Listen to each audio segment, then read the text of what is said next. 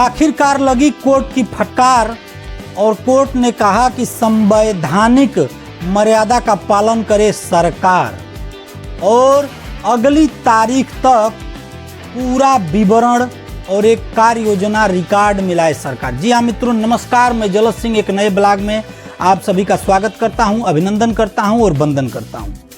क्योंकि बहुत कुछ पिछले दिनों था नहीं जो मैं आपके बीच में चर्चा करता, और इसीलिए मेरा कोई वीडियो भी इस बीच में नहीं आया, क्योंकि फाल्स खबरें चलाना मेरी आदत में शुमार नहीं है। मित्रों, अभी ताज़ा डेवलपमेंट हुआ है और एक वकील हैं अधिवक्ता इम्तियाज हुसैन, यह हाईकोर्ट की इलाहाबाद बेंच में गए और इन्होंने एक याचिका दाखिल की कि जो सरकार है यह एक समय से चुनाव कराने में लग रहा है कि असमर्थ है। क्योंकि जो सरकार ने अभी जो निर्वाचन आयोग उत्तर प्रदेश का है, जैसा कि पहले मैंने वीडियो बनाया था, आप लोगों को बताया भी था कि 6 बार पिछले साल सितंबर से शुरू करके और कभी जनवरी में फाइनल रिपोर्ट दे देंगे, तो कभी फरवरी में दे देंगे, कभी मार्च में दे देंगे। अब 15 अप्रैल को जो है निर्वाचन आयोग कह रहा है कि हम फाइनल वोटर लिस्ट तैयार करेंगे। अपने ही वोटर लिस्ट पर 6 बार उसने बदला। इस विषय को जब कोर्ट में दाखिल किया वकील इम्तियाज हुसैन जी ने कि भाई ये कह रहे हैं कि 15 अप्रैल तक तो हम अभी आपको जो है कोर्ट मतदाता सूची क्लियर करेंगे, तो उसके बाद जो है कुछ परिसीमन का कुछ थोड़ा मोड़ा मामला है, उसके बाद जो है आरक्षण की एक संवैधानिक व्यवस्था है, और ये सारा कुछ करना, अधिसूचना जारी करना, चुनाव करना ना, और जो अनुच्छेद 243 है ई, उसके अनुसार 5 साल का कार्यकाल नियत है, और ई के अनुसार जो है 5 साल निर्धारित है, और 243 ई, अनुच्छेद 243 ई के अंतर्गत राज्य निर्वाचन आयोग को चुनाव कराना है। तो क्या ना राज्य निर्वाचन आयोग ये संभव है कि वो चुनाव करा पाएगा जो है अप्रैल तक, मई तक, 15 अप्रैल तक वोटर लिस्ट देगा? तो तब कोर्ट ने कहा, और उनके जो वकील थे वो खड़े थे राज्य सरकार की तरफ से, तो 2-3 बातें कोर्ट ने महत्वपूर्ण कही है। नंबर 1 कि संवैधानिक व्यवस्था का पालन करिए। संविधान क्या कहता है? संविधान कहता है कि 27 मई 2021 को पहली बैठक से पंचायतों का कार्यकाल प्रारंभ हो गया है। तो पंचायत का जो उत्तर प्रदेश में कार्यकाल खत्म होगा वह 26 मई 2026 को वह खत्म हो जाएगा।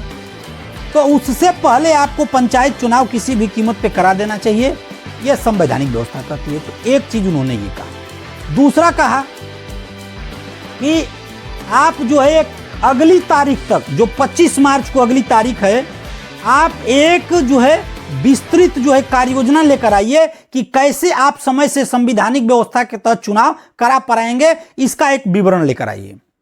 तीसरी बात उन्होंने कही कि कोई जवाबदेह व्यक्ति, महाधिवक्ता जो सरकार के हैं वह रहने चाहिए।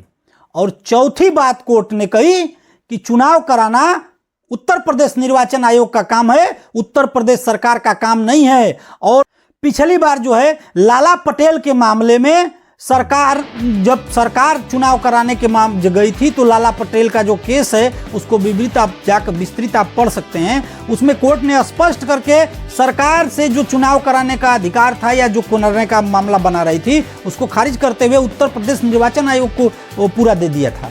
तो जब निर्वाचन आयोग, उत्तर प्रदेश निर्वाचन आयोग चुनाव कराना है, तो निर्वाचन आयोग बताए कि 15 अप्रैल तक जब आप सूची जारी करेंगे तो आप जो है 26 मई तक चुनाव कैसे करा सकते हैं। ये 4 बातें महत्वपूर्ण जो है उन्होंने कही है। और इसी के साथ अब लगता है कि कोर्ट जो है वह कुछ जो है मामला तेज कर रहा है और कर रहे हैं, और कोर्ट के कारण ही संभव है कि चुनाव की प्रक्रिया कुछ आगे बढ़ सकती है। मित्रों, अब आने वाले समय में देखिए 25 मार्च का इंतजार रहेगा कि कोर्ट में क्या विस्तृत रूपरेखा लेकर के महाधिवक्ता सरकार की तरफ से क्या जाते हैं, अपना जवाब वो क्या दाखिल करते हैं, उत्तर प्रदेश निर्वाचन आयोग की तरफ से वह अपना क्या जवाब दाखिल करते हैं। ये सारा कुछ निर्भर है। पिछली बार भी कोर्ट के आदेश पर ही चुनाव की प्रक्रिया आगे बढ़ी थी, इस बार भी लगता है कि वैसा ही बढ़ेगा। मित्रों, आशा लग रही है, आप सब तैयारी अपनी बनाए रखिए। चुनाव जरूर आप लोगों को लड़ना है।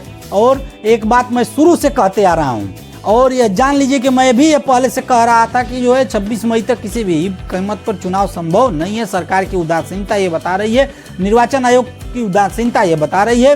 कोर्ट ने उसी पर फटकार लगाते हुए ये सारा कुछ डाटा मांगा है और आने वाले समय में आस कुछ जगी है। मित्रों, यदि सूचनात्मक वीडियो अच्छी लगी हो तो लाइक शेयर कमेंट जरूर करिएगा, सब्सक्राइब कर लीजिएगा, फॉलो करेगा। मिलते हैं अगले वीडियो में, तब तक के लिए नमस्कार, प्रणाम।